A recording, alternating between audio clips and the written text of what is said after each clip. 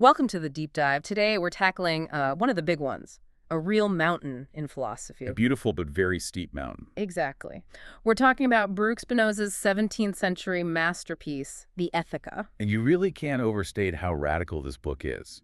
It's an attempt to unify two things that seem, completely opposed. The search for God and a kind of cold, hard naturalism. And he lays it all out using the style of Euclid's geometry. Definitions, axioms, propositions. It's incredibly precise. I've heard our sources describe it as not just a philosophy book, but as a kind of work of art, a drama in 5 acts. That's a perfect way to put it, because he forces you, the reader, to follow his logic step by step. You can't just jump to the end. If you skip a proof, the whole structure just collapses for you.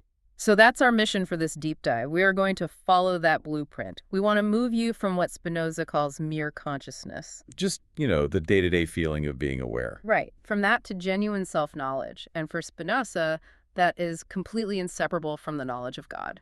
And his starting point for this whole climb is actually really simple. It's internal observation. Not some grand theory. No, he just says, look inside. You are conscious of having a body, and you are conscious that you suffer affections. Things happen to you. The world acts on you. Okay, that seems straightforward enough. But then he immediately says that this state of consciousness is extremely incomplete and sorrowful. Why sorrowful? Because it means you're fundamentally passive. You're being driven by external forces you don't control. And the entire purpose of the Ethica is to give you the tools to escape that passive slavery. An escape route. So to build it, we have to start where he starts, right at the top, his metaphysics. Exactly. And our sources all point to him being this incredibly rare figure who combines what we call materialism and spiritualism into a single view. His view is fundamentally deterministic and, well, pantheistic, right? Yes, pantheistic. Yeah. But we have to be really careful with that word. Okay, let's nail this down because it's a huge distinction. In Spinoza's pantheism, God is in nature. Or more accurately, God is nature, the totality of everything and its laws. Which is different from, say, panentheism, where nature is in God. That implies God is bigger than nature and transcends it. And Spinoza leaves absolutely no room for transcendence, no optional extras. It's all one deterministic system. And the rigor for that system starts with his definition of substance. Right. So substance is defined as that which exists in itself and is conceived through itself. It doesn't need anything else to exist or, for you to understand what it is. Wait, if it exists in itself and is conceived through itself, what does that even look like? Is it just the ultimate reality? It's more than that. It leads him logically, step by step, to his most famous propositions. First, Proposition V. Which says? That in the entire universe, there cannot be two or more substances of the same nature. Why not? Because if there were two, one would have to be conceived through the other to tell them apart, and that would contradict the very definition of a substance. So substance must be unique. And if it's unique, that leads to Proposition 7, right? Existence belongs to its very nature. It has to exist. It's its own cause. It is causa sui, its own cause. And from there, Proposition 8, every substance is necessarily infinite. So if we put all these logical steps together, what does that mean for you, the listener? It means you land on Proposition 14. There can be no substance outside of God. God is the one, single, unique, infinite substance. So when he says God or nature, he literally means they are the same thing. Exactly. And this is crucial. God is the immanent cause of all things, not an external one. What's the difference? Well, think of it this way. God isn't an architect who designs a house, builds it, and then walks away. And then maybe comes back later to fix the roof. Right. For Spinoza, God is the internal blueprint, the bricks, the laws of physics holding it all together eternally. God is the underlying reality of every single thing that exists. Okay, building on that idea of the immanent cause, we are led straight to his strict determinism. Inexorably. Everything proceeds from God's nature by absolute necessity. Proposition XE3 states that things could not have been made in any other way or in any other order than how they are. We are living in a universe that is, in a way, perfect and completely necessary. And that necessity? It eliminates chance. And more importantly, it eliminates purpose. Okay, let's look at the fallout from that idea, because this is where he gets really radical. He really does. If everything is necessary, then the whole idea of final causes, the belief that things happen for a purpose, just completely collapses. He calls it a widespread prejudice. He says this prejudice comes about because we humans are conscious of our own actions, but we're totally ignorant of the true complex causes that determine them. So because we act with a goal in mind. We just assume that God and nature must work the same way. And specifically, that they're working for our benefit. God made the world for man and man to worship God. And this leads to this just stunning critique of human self-deception. It really is. We judge things as good or bad based only on whether they're useful for our own comfort. So we praise the sun, we're happy we have teeth, we call them good. But then we complain about storms and earthquakes and call them bad. We invent a purpose that suits us. And he says it gets even worse. When a disaster happens, a plague, a famine, people assume it must be God's vengeance. Yes, for some misbehavior. And to make that work, they have to claim that God's judgments are infinitely beyond our reason. It's a way of avoiding the real cause. For Spinoza, this whole way of thinking, this doctrine of final causes, it utterly destroys and overturns nature. Because it mistakes the effect for the cause, and it basically attributes human flaws to a perfect being. He says the only way out is mathematics. That's the only clear path to truth because it deals in necessity. That is just such a harsh intellectual takedown of common sense. And now, having done that in metaphysics, he does the exact same thing to human psychology in Book 3. He turns that same calculus onto our passions. He says he's going to study our feelings and desires as if they were lines, surfaces, and solid bodies. So we're shifting from physics to ethics. And the core concept here is a single identity. Virtue and power are the same thing. So to be virtuous is to be powerful. Exactly. The very essence of anything is its effort to persist in its own being. He calls it the conatus. So if you're pursuing virtue, you're simply trying to maximize your power to keep existing. Okay, so the moral good is about self-preservation and increasing power. And that leads to his definition of affects.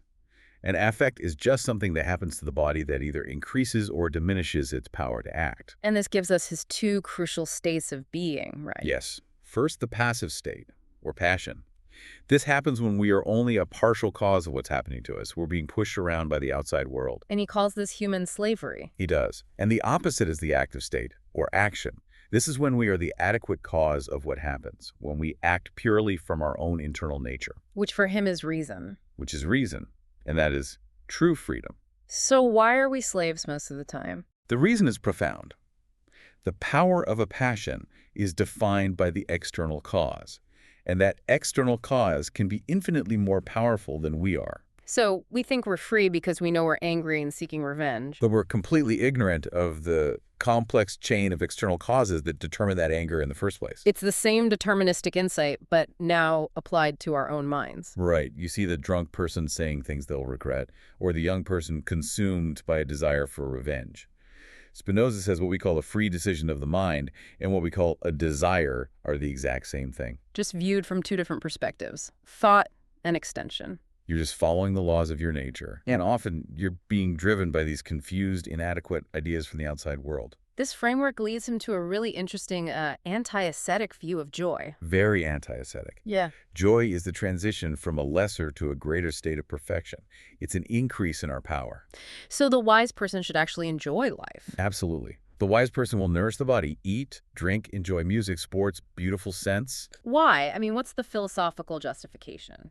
He has this incredible quote. He says that no divine being, no being in general, takes pleasure in my weakness or misery. On the contrary, the greater the joy we feel, the greater the state of perfection we ascend to. So the more joy we feel. The more we mingle with the divine nature. Joy is power. Power is divine. It's a kind of intellectual ecstasy. But getting there isn't easy. He says a passion can only be controlled by another passion that's stronger. You can't just think your way out of being sad or angry. You have to cultivate a stronger, contrary emotion, ideally one that's rooted in understanding and reason. And this brings us to the ultimate goal of the entire book. The highest good, the supreme virtue, is the knowledge of God. But not through faith or prayer. Ugh. It's achieved through the highest level of the intellect, what he calls the third kind of knowledge, intuitive science. Okay, to get that, we have to understand the three kinds of knowledge he lays out. Right. First, you have imagination or sense, This is just confused, fragmented knowledge you get from your senses. It's the source of almost all error and sorrow. It's the passive state. Okay, that's level 1. What's 2? Level 2 is reason. This is reliable. It's the knowledge you get from common ideas and axioms. The geometric method itself is an exercise in reason. It gives you adequate, general ideas about how things work. So it's good, but it's indirect. Exactly. And then you have the third kind, intuitive science. This is the leap. It's direct knowledge of a thing's essence. What does that mean, direct knowledge? It means you don't just know that things are necessary, you grasp why they are necessary, instantly and completely, because you see how they follow directly from the eternal nature of God. And this is all tied to his idea of the mind and body. Yes, Yeah. the mind is just the idea of the body. They're one and the same individual thing. Conceived in 2 different ways, sometimes under the attribute of thought, sometimes extension. Exactly.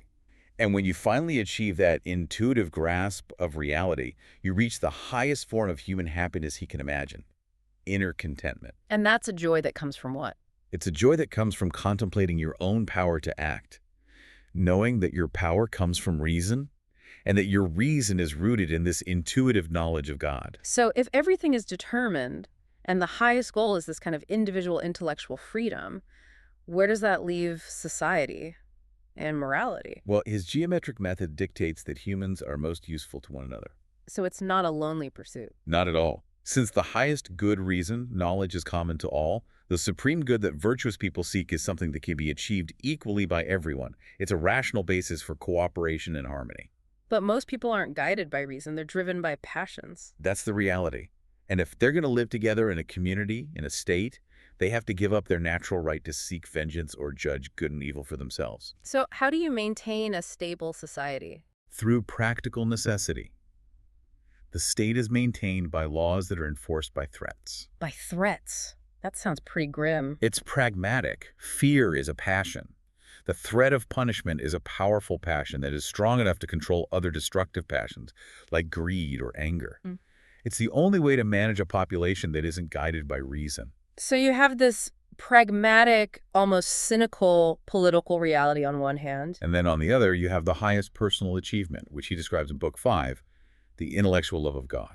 And this isn't a political idea at all. It's personal liberation. It's the ultimate spiritual liberation. It's simply the joy, the greatest possible perfection that you feel when you have an adequate idea of God as the cause of everything. It flows from that intuitive knowledge. And because it comes from the eternal nature of the soul itself. Nothing can destroy it. It is eternal bliss found in understanding eternal necessity. Before we wrap this up, we have to talk about one of his most challenging conclusions. Pity. We tend to see pity as a virtue. But Spinoza calls it evil and useless for a rational person. It's a harsh claim, but it's completely consistent with his system. Sorrow is a passion that diminishes our power. Pity is a form of sorrow. Therefore, pity is bad. So the rational person should just be cold, walk past someone suffering. No, not at all. Rational action is always superior. A rational person helps someone, but they do it out of reason, out of understanding that helping is the most powerful and useful course of action, not out of a passive feeling of sorrow. But wait, doesn't that make the rational person a bit inhuman? I mean, isn't emotional sympathy part of the glue that holds society together? For Spinoza, that kind of emotional glue is unstable and unreliable. The rational person helps because they understand that another person's suffering diminishes the total power of the collective, and that's bad for their own power, too. So it's a kind of enlightened self-interest. Exactly. True benevolence has to flow from an adequate idea of shared utility, not from a fleeting, passive feeling like pity. So we've journeyed through the Ethica, a severe, beautiful, logical system where understanding the strict necessity of everything is the only key to true freedom and joy. It's an incredibly demanding path. Yeah. It suggests that intellectual rigor is actually the highest form of morality. And that's the final takeaway. The highest happiness isn't a reward you get later. It's a state of being, an eternal understanding you achieve right now. Which is why he says the person guided by reason is not afraid of death. They've already grasped their own nature as part of an eternal whole. And Spinoza leaves us with this final provocative thought that just perfectly sums up the whole project. He says, true wisdom isn't the reward for virtue, it is virtue itself. And he ends his entire masterpiece with the line, beautiful things are as difficult as they are rare. Which suggests that this path to liberation, to the intellectual love of God, it's absolutely attainable, but It demands immense constant effort, a full lifelong commitment to the geometric life. And that's something for you to think about.